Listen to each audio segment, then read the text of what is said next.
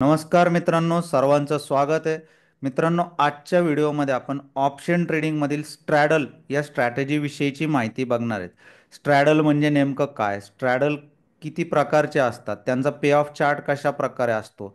यामध्ये आपण risk management कशा प्रकारे केली पाहिजे?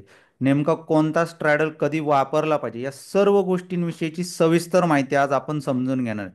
पण व्हिडिओ सुरू करण्यापूर्वी मित्रांनो, जर तुम्ही या चॅनलवर नवीन असाल तर चॅनलला सबस्क्राईब करायला विसरू नका, जेणेकरून येणाऱ्या सर्व नवीन व्हिडिओचे अपडेट तुम्हाला सर्वात आधी मिळत राहतील. चला तर मग मित्रांनो सुरू करूयात. सर्वात आधी स्ट्रॅडल म्हणजे काय? तर मित्रांनो, स्ट्रॅडल म्हणजे कोणत्याही इन्स्ट्रुमेंटच्या, म्हणजे या ठिकाणी निफ्टी असेल, बँक निफ्टी असेल, सेन्सेक्स असेल, स्टॉक असेल किंवा कोणतीही कमोडिटी असेल, त्याच्या सेम स्ट्राईकच्या, ठीक आहे, सेम स्ट्राईकच्या कॉल आणि पुटमध्ये ट्रेड करणे. ठीक आहे, म्हणजे सी आणि पी मध्ये एकाच वेळी ट्रेड करणे याला म्हणतात स्ट्रॅडल. ठीक आहे, हे समजलं. सो आता अजून याला आपण सोपं करूया, की उदाहरणार्थ मी निफ्टी आहे, निफ्टीमध्ये मला स्ट्रॅडल बनवायचं आहे. ठीक आहे, निफ्टीमध्ये मला स्ट्रॅडल बनवायचं आहे आणि सध्या निफ्टी चालली आहे 25,000. याचा अर्थ मी 25,000 निफ्टीच्या स्ट्राईक प्राईसचा जो कॉल आहे आणि जो पुट आहे, या दोन्हींमध्येही ट्रेड करणार. ठीक आहे, या स्ट्रॅटजीला म्हटलं जातं स्ट्रॅडल, की एका इन्स्ट्रुमेंटच्या एकाच स्ट्राईकमध्ये कॉल आणि पुटमध्ये एकाच वेळी ट्रेड करणे. ठीक आहे, आता हे जर समजलं असेल तर आता आपण स्ट्रॅडलचे प्रकार समजून घेऊ. सो मित्रांनो, स्ट्रॅडल हे दोन प्रकारचे असतात. एक असतो लॉंग स्ट्रॅडल, ठीक आहे, लॉंग स्ट्रॅडल, आणि एक असतो शॉर्ट स्ट्रॅडल. सो तुम्हाला नावावरनं बऱ्याच जणांना याचा अंदाज आला असेल. लॉंग स्ट्रॅडल म्हणजे एकाच स्ट्राईकचा कॉल, ठीक आहे, कॉल आणि पुट बाय करणे, कॉल आणि पुट बाय करणे, म्हणजे जे आत्ता मी उदाहरण सांगितलं निफ्टीच्या 25,000 स्ट्राईकचं. सो मी आता निफ्टीचा 25,000चा कॉलही बाय करणार आणि पुटही बाय करणार एकाच वेळेस. सो या स्ट्रॅटेजीला बोललं जातं लॉंग स्ट्रॅडल. ठीक आहे, आणि जसं नाव सांगतंय शॉर्ट स्ट्रॅडल, हे अगदी याच्या विरुद्ध आहे, की सेम स्ट्राईकचा कॉल आणि पुट एकाच वेळी आपण सेल करतो. याला म्हटलं जातं शॉर्ट स्ट्रॅडल. म्हणजेच निफ्टीचा 25,000चा, हे उदाहरण सांगतोय मित्रांनो मी, की सध्या निफ्टी 25,000 चालू आहे आणि मला निफ्टीमध्ये शॉर्ट स्ट्रॅडल बनवायचं आहे. तर मी निफ्टीचा 25,000चा कॉल आणि 25,000चा पुट दोनही एकाच वेळी सेल करेल. आपण आलोय स्ट्रॅटेजी बिल्डरमध्ये. आपण इथे आता लॉंग आणि शॉर्ट स्ट्रॅडल कसं बनवायचं, त्याचा पे ऑफ चार्ट कसा दिसेल आणि त्याचं लॉजिक काय हे पण आपण समजून घेण्याचा प्रयत्न करू. तर आता मी आलोय शुक्रवारी 4 ऑक्टोबर 9:30 वाजताच्या प्राइसेस ज्या होत्या तिथे. तो आता इथे मला ॲट द मनी म्हणजे निफ्टी किती चालू आहे, तर 25,100 चालू आहे आणि या ठिकाणी मला आधी लॉंग स्ट्रॅडल बनवायचं आहे. तर मी काय करणार आहे, 25,100चा कॉल बाय केला आणि सेम टाइमला 25,100चा पुटही बाय केला. आता जसं की तुम्ही बघू शकता, लॉंग स्ट्रॅडलचा जो पे ऑफ चार्ट आहे, यामध्ये तुम्हाला एक मिडलला लाल रंग दिसतोय. ठीक आहे, याचा अर्थ या रेंजमध्ये जर माझी निफ्टी राहिली तर मला लॉस होणार आहे, आणि या रेंजच्या बाहेर जर निफ्टी गेली तर इकडे ग्रीन कलर आहे, इकडेही ग्रीन कलर आहे. याचा अर्थ या रेंजच्या बाहेर जर माझी निफ्टी जातीये एक्सपायरीपर्यंत तर मला प्रॉफिट होणार आहे.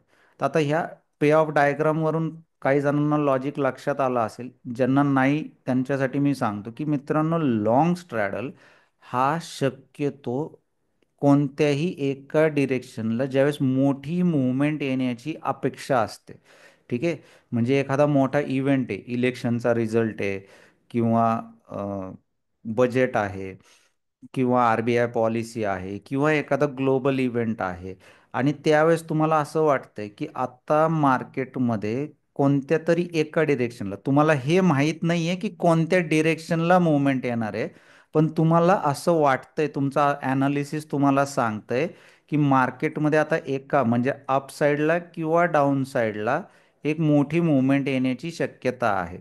सो अशा वेळेस तुम्ही लॉंग स्ट्रॅडल स्ट्रॅटेजी करू शकता. जेणेकरून कोणत्याही एका बाजूला जर मोठी मूव्हमेंट आली तर तुम्हाला त्याचा फायदा मिळून प्रॉफिट होऊ शकतो.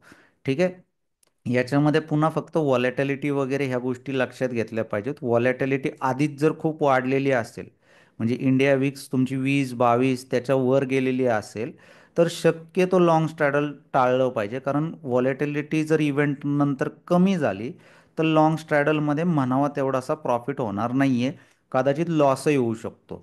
तर आता एक याचं उदाहरण बॅक टेस्टिंगमध्ये जाऊन पण चेक करू, की समजा मी 1 ऑक्टोबरला सकाळी 9:46 लॉंग स्ट्रॅडल बनवला असता तर काय झालं असतं. ठीक आहे. सो आता मी 1 ऑक्टोबर 9:46ला आलोय निफ्टीमध्ये, आणि इथे माझा जो आहे मी 10 ऑक्टोबरची एक्सपायरी घेतोय. 10 ऑक्टोबरची एक्सपायरीने ॲट द मनीचा जो कॉल आणि पुट चाललाय त्याला मी 25,850ला बाय केला. ठीक आहे. 25,850ला बाय केला. मला माहीत नाहीये की डिरेक्शन कोणत्या साईडला मार्केटचं जाणार आहे. फक्त मला अशी अपेक्षा आहे की मोठी मुवमेंट मार्केटमध्ये येऊ शकते, जे काही ग्लोबल इव्हेंट चाललेत त्यानुसार. सो आता मी एक दिवस पुढे गेलो, मार्केटनी आपल्याला एक डिरेक्शनल मूव मिळाली. ठीक आहे, 9:46ला. आता मी त्याच दिवशीच्या डे एंडला आलो, तर इथे साधारण एक लॉटवर मला 4,400चं प्रॉफिट झालंय. ठीक आहे. याला मी अजून पुढे कंटिन्यू केलं.